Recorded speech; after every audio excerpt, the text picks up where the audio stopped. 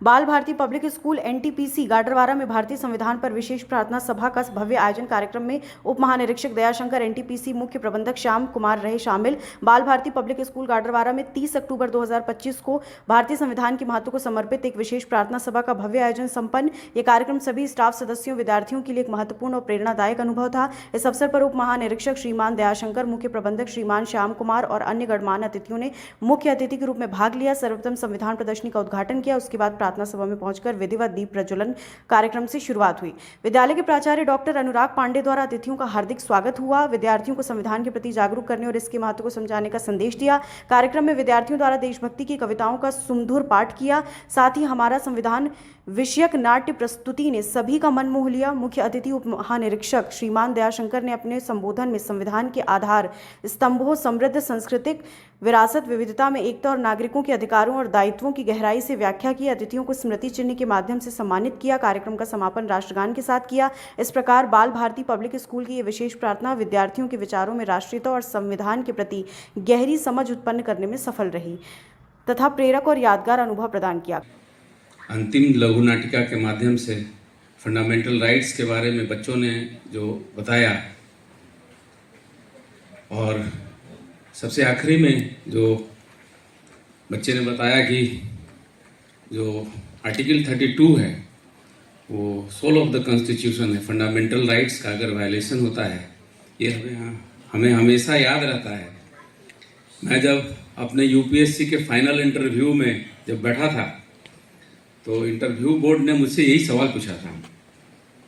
उस interview board में जी पार्थ सारथी साहब थे जो इंडिया के एक्स फॉरेन सेक्रेटरी थे और उन्होंने मुझसे ये सवाल पूछा था कि दयाशंकर जी, मैं आज का जो ये कार्यक्रम था बच्चों के बीच में जी, ये संविधान, हमारे संविधान का निर्मित और अंगीकरण के 75वें वर्ष के उपलक्ष्य में वर्ष पर्यंत चलने वाला कार्यक्रम का एक हिस्सा था जी। इसका मूल भावना थी बच्चों के बीच में और समाज में रहने वाले लोगों के बीच में संविधान के प्रति जागरूकता पैदा करना जी और हमारी सभ्यता और संस्कृति को संविधान के माध्यम से, संविधान के हर एक पृष्ठ पर चित्रों के माध्यम से जो उकेरा गया है जी, उसके प्रति जागरूकता पैदा करना और मूल भावना की समझ पैदा करना, ये आज के कार्यक्रम का मुख्य। वर्तमान में लोगों के लिए क्या संदेश है आमजन के लिए?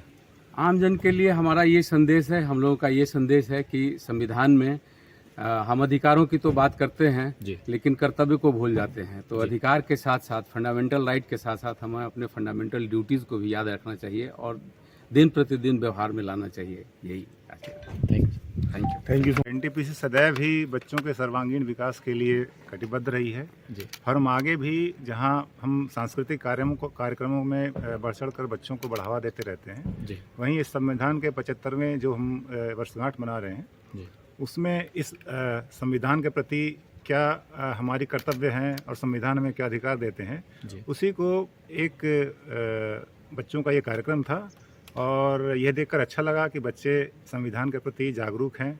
और जैसा डीआईजी साहब ने कहा कि हम लोगों को संविधान के अधिकारों के साथ साथ अपने नागरिक जो हमारे कर्तव्य हैं एक अच्छे नागरिक के उसके प्रति भी जवाबदेह रहना चाहिए, हमें वैसा ही व्यवहार करना चाहिए। गैलरी थी जो कॉन्स्टिट्यूशन से जुड़ी थी, जिसमें कि संविधान की कैसे लिखा गया और कैसे कैलीग्राफी और हस्तलिपि की, उसके लिए एक गैलरी CSF ने हमें पिक्चर्स का संग्रह पूरा दिया और उसको हमने बच्चों के लिए लगाया है। मुझे उम्मीद है कि ये गैलरी बच्चों को कॉन्स्टिट्यूशन में संविधान को समझने में मदद करेगी।